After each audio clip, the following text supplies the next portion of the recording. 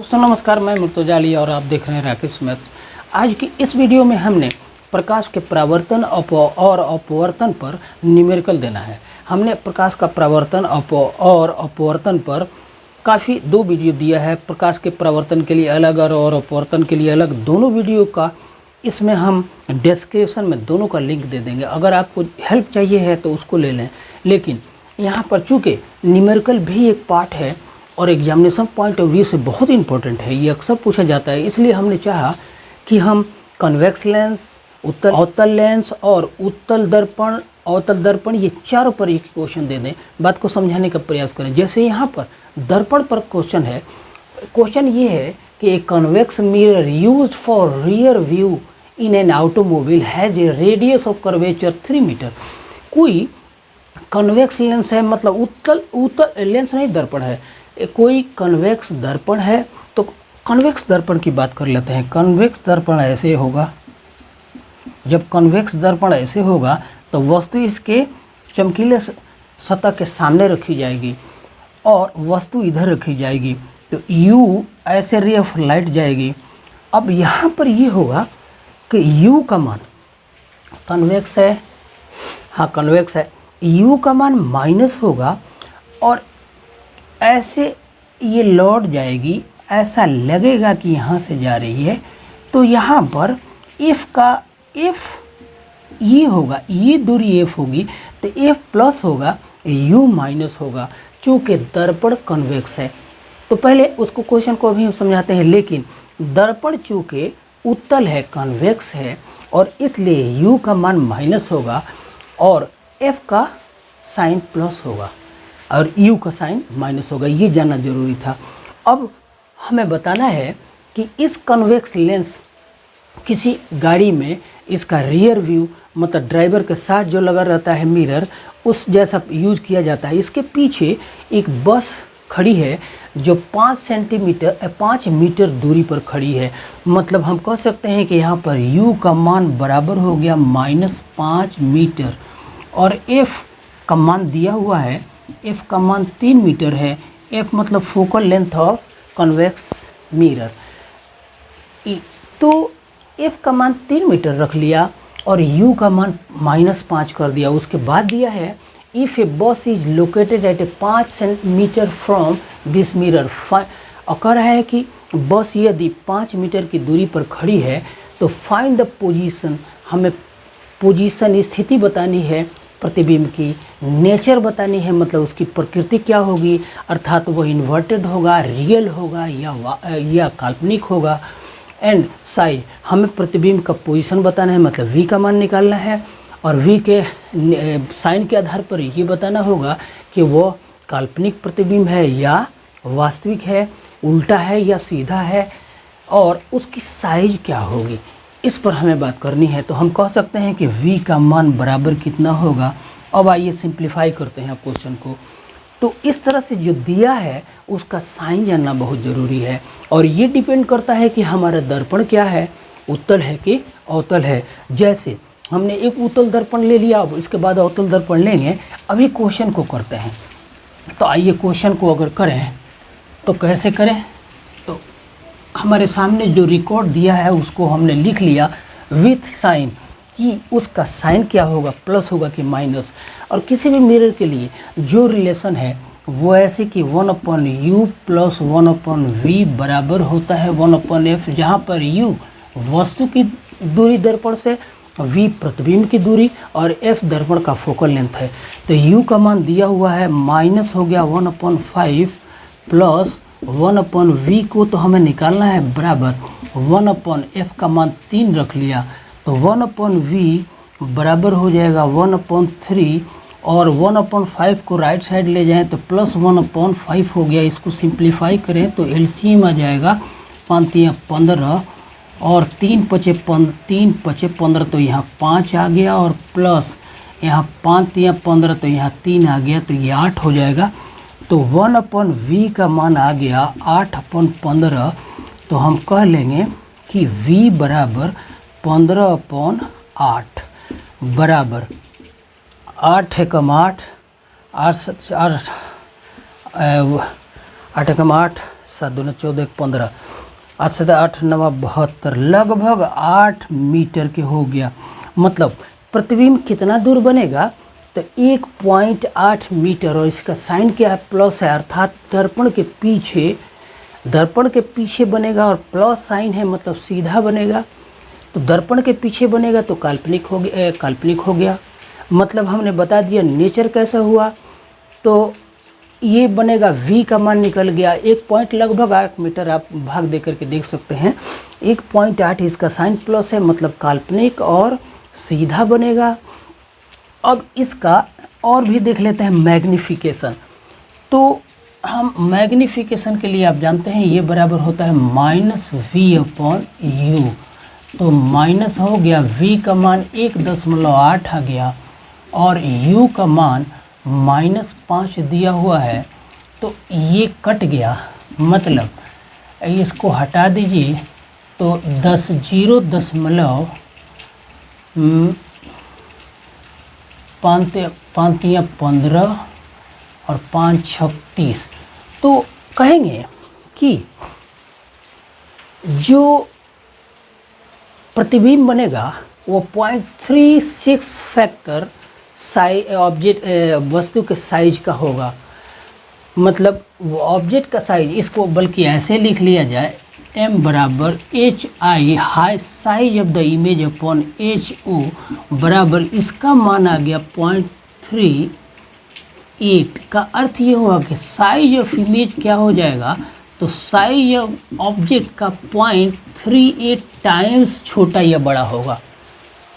तो हमने यहाँ पर इमेज की प्रकृति, उसका साइज और उसका पोजीशन। दोस्तों इस दूसरे क्वेश्चन में जो क्वेश्चन इस तरह से है कि an object 4 centimetre is size is placed 25 centimetre in front of a concave mirror of focal length 15 centimetre, at what distance from the mirror should a screen be placed in order to obtain a sharp image? Find the size and nature of image.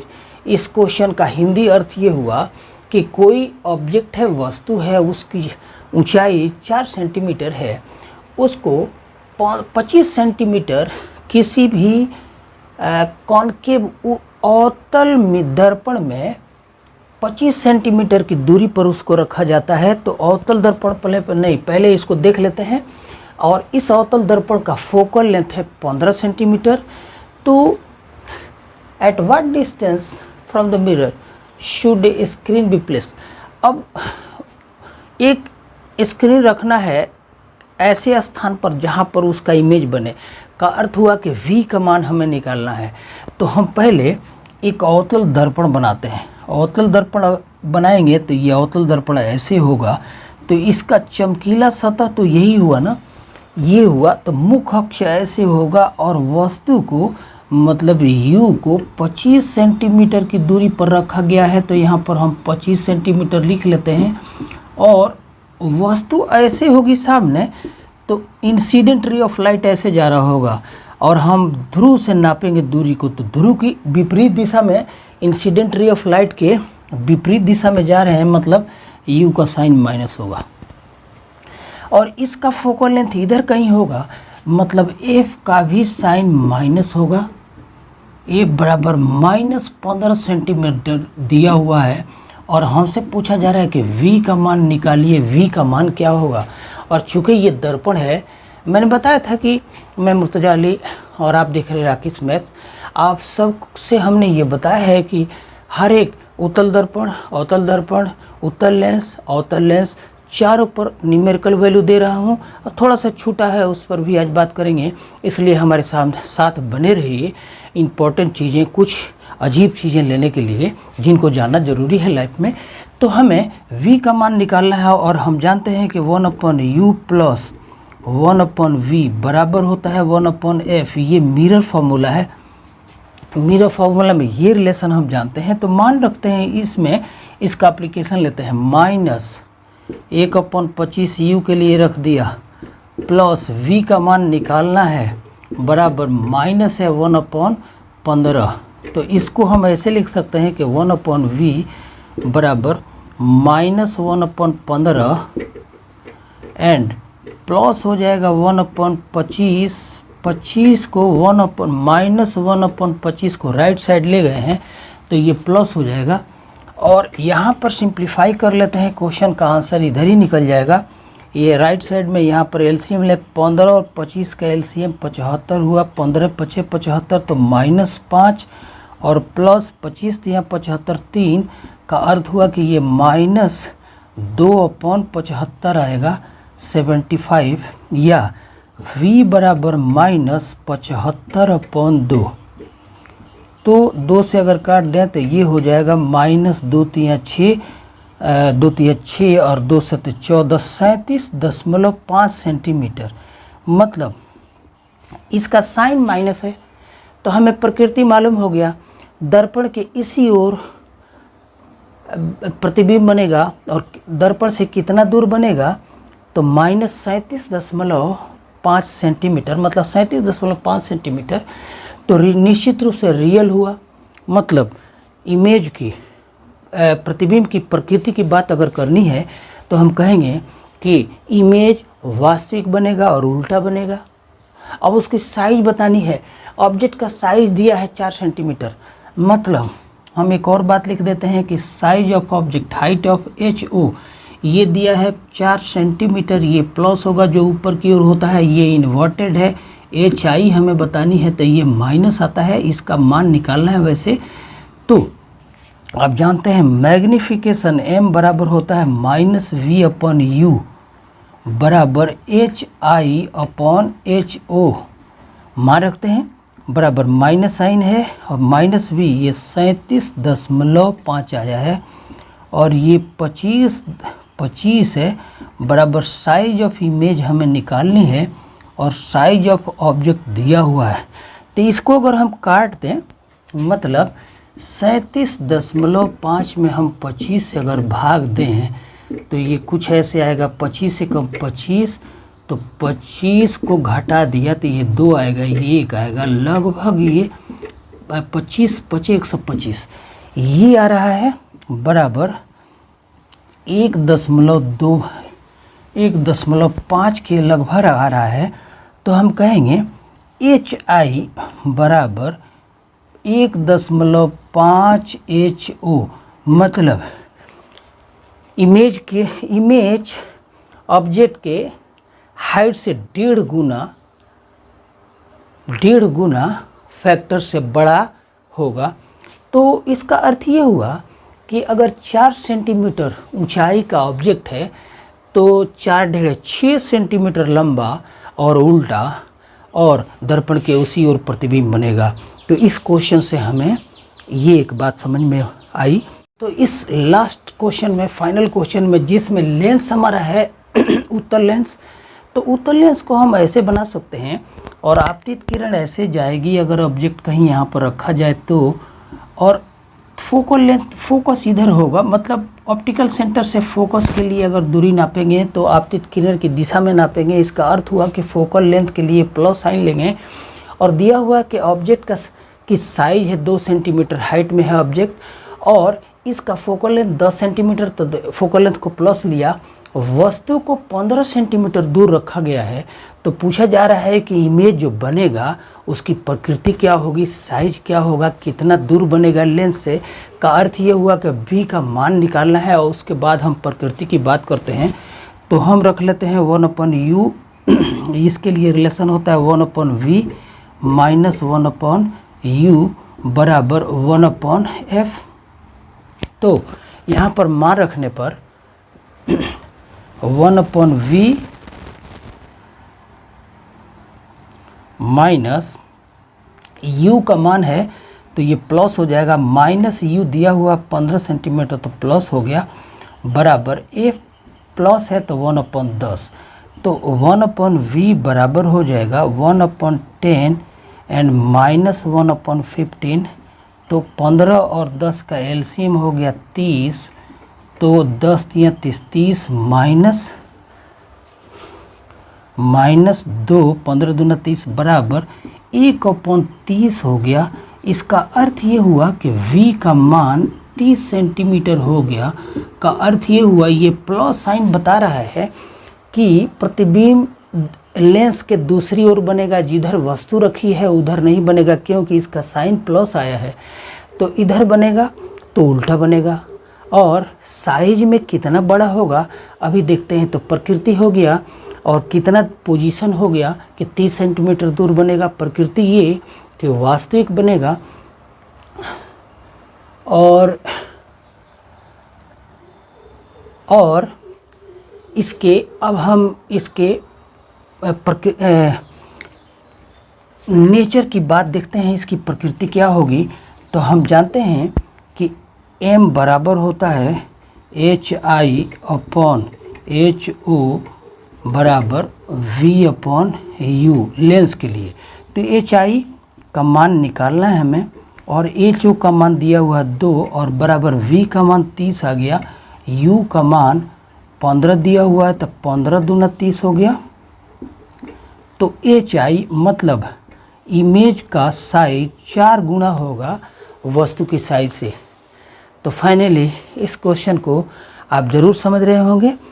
अब हम एक और question लेते हैं और फिर और कुछ बात करेंगे। लेकिन उस क्वेश्चन को लेने से पहले मैं बात करूंगा कि अभी इस क्वेश्चन में आप देख सकते हैं लेंस है कॉनकेव, मतलब अवतल लेंस है। अवतल लेंस है तो इसके सामने अगर वस्तु को यहाँ रखा जाए तो आपतित किरण ऐसे जाएगी और अपवर्तन के बाद ऐसे चली जाएगी। ऐसा लगेगा कि फोकस से जा रही है, का अर्थ ये हुआ कि इसका फोकल लेंथ माइनस होगा और इमेज भी इधर बनेगा, क्योंकि दूसरी लाइट को हम दिखाएंगे ऑप्टिकल सेंटर से, तो इधर ही इमेज बनेगा, मतलब V का भी साइन माइनस आएगा। अब हमें इस क्वेश्चन में U का मान निकालना है कि लेंस से कितना दूर वस्तु को रखा जाए ताकि उसका इमेज 10 सेंटीमीटर दूर बने। तो लेंस के लिए फॉर्मूला आप जानते हैं 1/V माइनस 1/U बराबर होता है 1/F के। तो यहाँ पर मान रखते हैं, माइनस हो गया, V का मान है 1/10 और माइनस 1/U बराबर माइनस 1/F है, मतलब 15 हो गया। तो माइनस 1/U बराबर माइनस 1/15 एंड प्लस 1/10। तो 10 और 15 का LCM 30 हो जाएगा। तो यहाँ -2 और +3 बराबर 1/30। तो ये साइन उधर ले जाएं तो 1/U बराबर -1/30 आ गया। मतलब ये कि U बराबर -30 सेंटीमीटर। इसका अर्थ यह हुआ कि वस्तु को कितना दूर रखना होगा, वस्तु को 30 सेंटीमीटर दूर रखना होगा। तो हमें बताना है ये वस्तु की स्थिति हमने बता दी। अब इसका नेचर, तो नेचर ये होगा कि काल्पनिक बनेगा, सीधा बनेगा, और कितना साइज में बड़ा होगा तो मैग्नीफिकेशन भी निकालते हैं। मैग्नीफिकेशन के लिए ऐसे लिख सकते हैं हम कि M बराबर V/U बराबर V का मान है V 10 है और U का ये माइनस है और ये भी माइनस है, -30 है, तो माइनस से माइनस कट गया, ये हो गया 1/3 टाइम्स। मतलब U और V इमेज ऑब्जेक्ट से 1/3 टाइम्स छोटा होगा। अब एक क्वेश्चन की बात कर ली जाए, पावर की बात कर ली जाए कि मान लेते हैं हम किसी कॉनकेव लेंस का फोकल लेंथ 2 मीटर है, ऐसा मान लेते हैं। पावर पर हमने रिलेशन बताया था। तो हम मान लेते हैं कि किसी कॉनकेव लेंस का फोकल लेंथ 2 मीटर है। इसका अर्थ ये हुआ कॉनकेव लेंस है तो इसका नेगेटिव साइन होगा और 2 मीटर ले लिया। और इसके पावर का मान अगर निकालना हो, पावर बराबर कितना, तो हम जानते हैं कि पावर बराबर 1/F होता है, जहाँ पर F को मीटर में रखना है और तब पावर की यूनिट डायोप्टर होती है। तो यहाँ मान रखते हैं 1/-2 रखते हैं, तो ये -2 आ गया, बराबर 2 से काटेंगे तो -0.5 आ गया और इसको डायोप्टर कहेंगे। तो उस फोकल लेंथ का पावर माइनस आधा या 0.5 डायोप्टर हुआ। इसी तरह से हम किसी भी लेंस के लिए पावर का मान निकालेंगे, उसका साइन प्लस हो सकता है या माइनस हो सकता है। प्लस होने का अर्थ है कि कॉन्वेक्स लेंस है, माइनस होने का अर्थ है कि वो कॉनकेव लेंस है। अब इसके बाद थोड़ा सा और बातें रह गई हैं। बात ये कि डिस्पर्शन क्या है। तो डिस्पर्शन पर हम हल्की सी बात करते हैं। किसी भी डिस्पर्शन होता क्या है?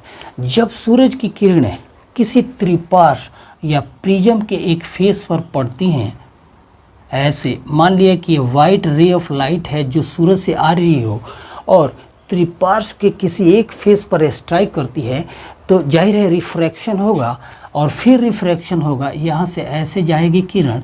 और देखा ये गया है कि ये किरण जिसमें रिफ्रैक्शन होता है ये 7 रंगों में बढ़ जाती है। 7 अगर पर्दे पर इसको हम ऑब्टेन करें तो सबसे नीचे VIB गी और सबसे नीचे जो किरण पर्दे पर अगर इसको ऑब्टेन किया जाए तो सबसे नीचे जो किरण होती है वो वायलेट रंग की होती है, उसके बाद इंडिगो रंग की होती है, उसके बाद ब्लू रंग की होती है, उसके बाद ग्रीन रंग की, फिर येलो, फिर ऑरेंज और सबसे ऊपर होता है वो रेड लाल रंग की किरण होती है। तो यहाँ पर हमें डिस्पर्शन की बात समझानी थी कि जब कभी भी सूरज से आने वाली किरण किसी त्रिपार्श्व के एक सतह एक फलक पर पड़ती है तो वो स्प्लिट हो जाता है 7 रंगों में। स्प्लिट होने की इस घटना को डिस्पर्शन कहते हैं। और हम जानते हैं ब्लू और रेड ये जितनी किरणें हैं सबका वेवलेंथ अलग अलग होता है, सबकी फ्रीक्वेंसी अलग अलग होती है और इसलिए इनमें डिस्पर्शन भी अलग अलग होता है।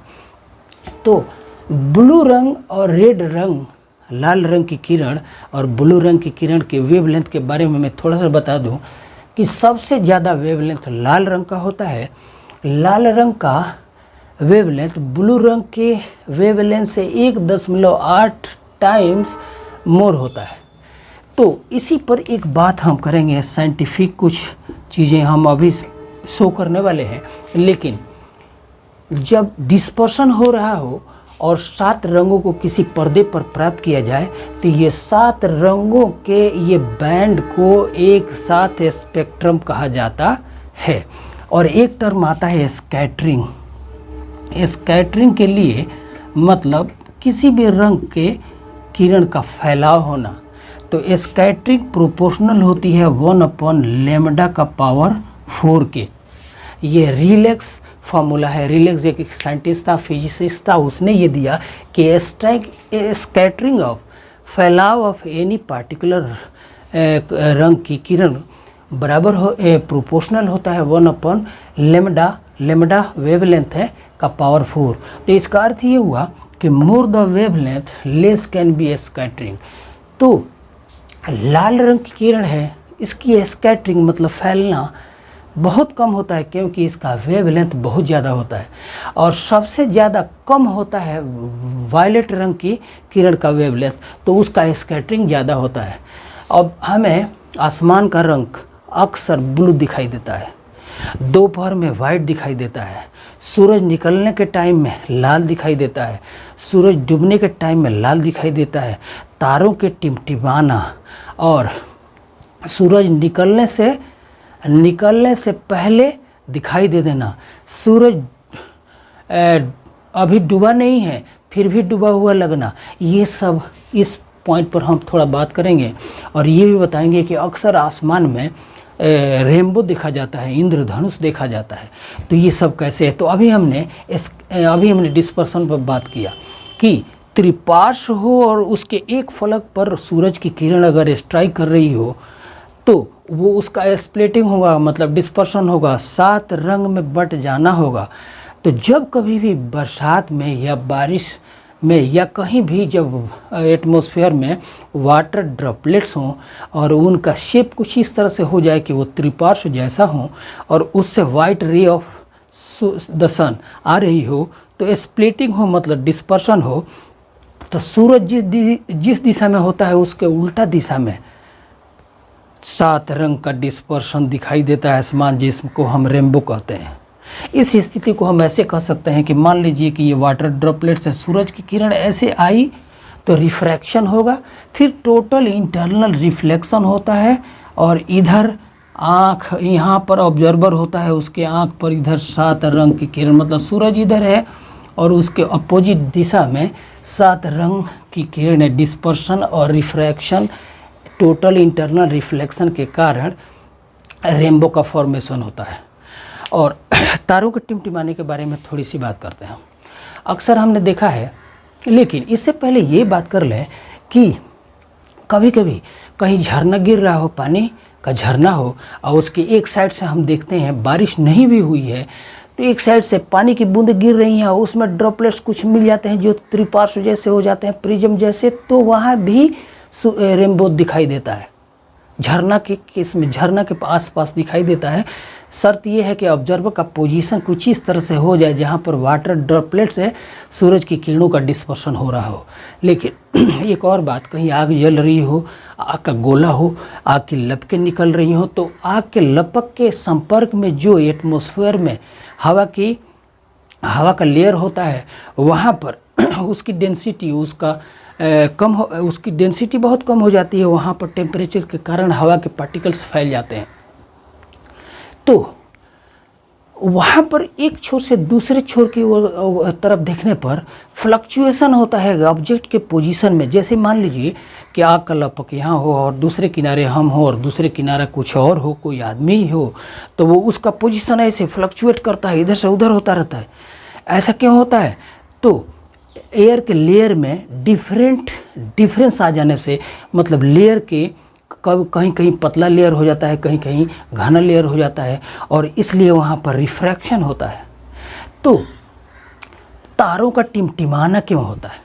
अक्सर देखा गया तारे तो बहुत दूर हैं और एकदम लाइट पार्टिकल्स जैसे लगते हैं, जब उनसे रे ऑफ लाइट चलती है तो रास्ते में रिफ्रैक्शन होता है ढेर सारा, और इसलिए ऑब्जर्वर जब ज़मीन से दिखता है तो उनके पोजीशंस बदलते हुए नज़र आते हैं, फ्लक्चुएशन नज़र आता है। और ये भी बात होती है कि कभी कभी ऑब्जर्वर के आँख में लाइट की इंटेंसिटी कभी ज़्यादा होती है, कभी फेंट होती है, कभी मोर होती है, और इसलिए कभी चमकते नज़र आते हैं, कभी धुंधले नज़र आते हैं, और उनका पोजीशन भी थोड़ा फ्लक्चुएट करता है। तो इसको हम लोग ट्विंकलिंग ऑफ स्टार्स कहते हैं। तो ये क्यों हुआ? तो इसमें कई चीज़ें हो सकती हैं। रिफ्रैक्शन हो रहा है मेनली, लेकिन फ्लक्चुएशन भी होता है, मतलब डिस्पर्शन से कोई मतलब नहीं है, यहाँ पर रिफ्रैक्शन से मतलब है। एक और बात हम कर लें, सुबह सुबह सूरज की किरणें लाल क्यों दिखती हैं? ये स्कैटरिंग पर डिपेंड करता है। चूँकि 7 रंगों का वेवलेंथ अलग अलग है, तो सुबह सुबह वही किरण हमारे सामने होती है जिसकी स्कैटरिंग कम हुई है, और जिसकी स्कैटरिंग ज़्यादा हुई है वो नज़र नहीं आती। तो सूरज निकलने के टाइम और सूरज डूबने के टाइम में लाल रंग की किरण ऑब्जर्वर के सामने होती है, या हमारे सामने। हम कह सकते हैं इसी तरह से दोपहर में 7 रंग एक साथ मिली हुई होती हैं हमारे सर के ऊपर। उस समय 7 रंगों का कॉम्बिनेशन होता है, इसलिए आकाश का रंग वाइटिश होता है, लेकिन अक्सर टाइम में ब्लू रंग का होता है। और इसका अर्थ यही है कि ब्लू रंग की किरणें हमारे सामने होती है। स्कैटरिंग, रिफ्रैक्शन सब में होता रहता है, लेकिन जो ऑब्जर्वर के सामने किरण होती है वो उसी रंग का ऑब्जेक्ट दिखाई देगा। सूरज का निकलना, मान लीजिए कि ये अर्थ है और कोई ऑब्जर्वर यहाँ है, तो सूरज निकलने से पहले किरण ऐसे जाती है और इसका काल्पनिक इमेजिनरी इमेज इधर दिखाई देता है। तो सूरज के निकलने से पहले दिखाई दे देता है। ये किस कारण हुआ? तो रिफ्रैक्शन ऑफ लाइट के कारण हुआ। एंड सो ऑन, और भी बातें हो सकती हैं, लेकिन फ़िलहाल इतना बहुत।